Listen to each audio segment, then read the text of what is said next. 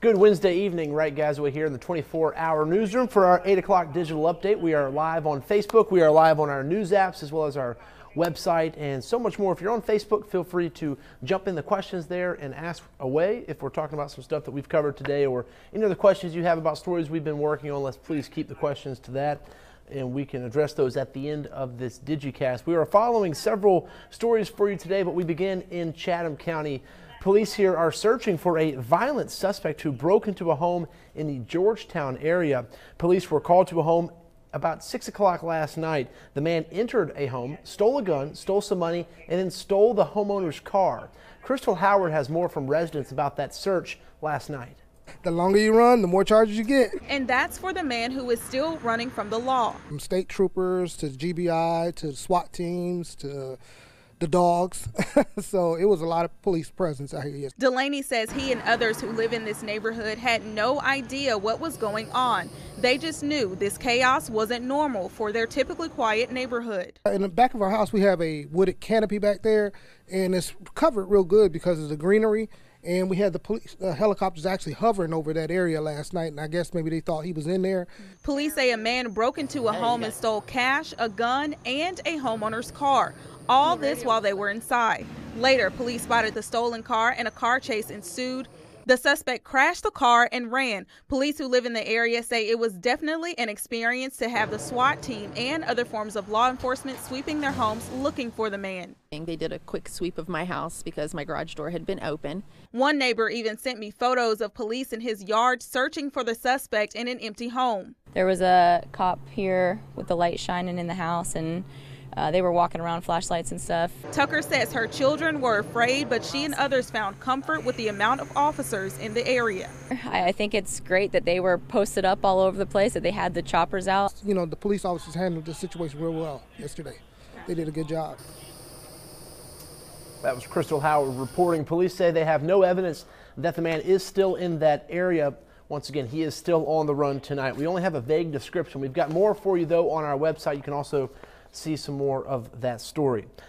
To some back to school stuff now. Students in Chatham County head back tomorrow to school. It'll be the first day of the 2018-2019 school year. With more than 38,000 kids heading back to class from summer break, police officers want to make sure students walking around these schools are safe. The district's police chief says about 13% of students walk or bike to school. In some neighborhoods, as you might know, there are not even sidewalks there. So that's about 5,000 students that drivers need to be extra vigilant and aware of outside school zones. This is a message even state and elected leaders want to drive home. Take a listen.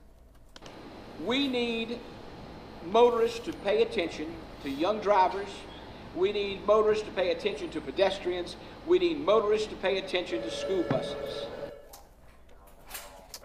School board member Larry Lauer pointed out that there were not any injuries or incidents last year in school zones. So they want to keep that trend going and continue to see people safe in that area. Once again, Chatham County students will go back tomorrow, so expect some differences in your drive. Look out for those school zone speed limit changes as well. Police will be out there making sure drivers are being safe.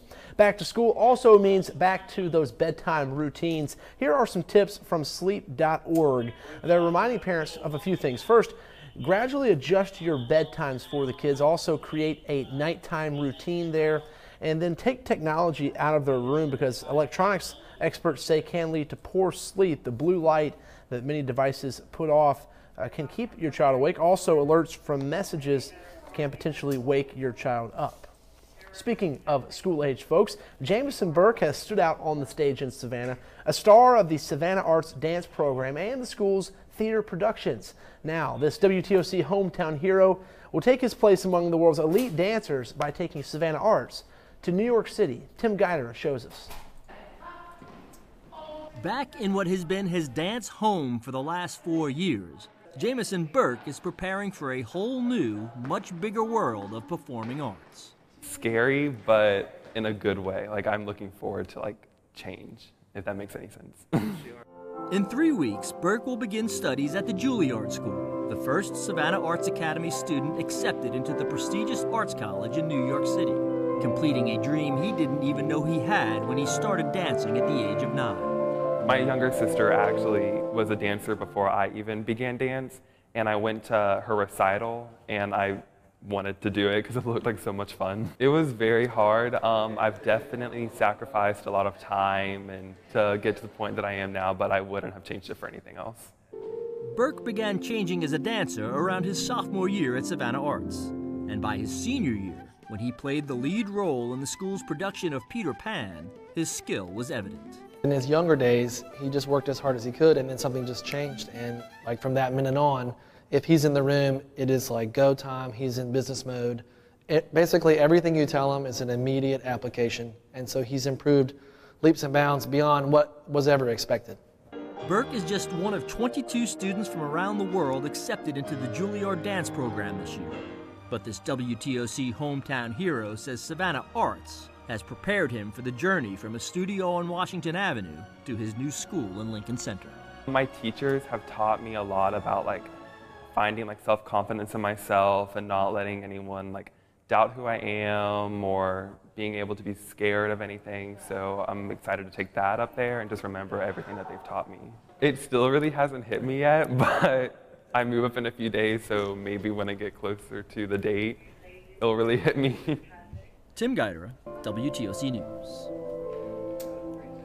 Burke says he hopes to return to Savannah and share his experience at Juilliard with other dancers and teachers he has worked with during his development. Good luck on that trip.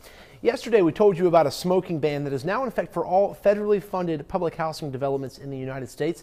That includes them right here in South Georgia as well as in the low country of South Carolina. Our Sean Evans has been working on an update to that story, and he brings you that tonight at 11. He is working on that right now. We'll have so much more for you tonight at 11, so we hope you join Dawn Baker and Jamie Ertl, as well as Ken Griner. They'll have all the news, weather, and sports you need. Jamie is back at 9 o'clock with another one of these weather updates, and then Teddy Roundtree will have another news update tonight at 10 o'clock. Until then, hope you have a great night, and we'll see you at 11 on WTOC.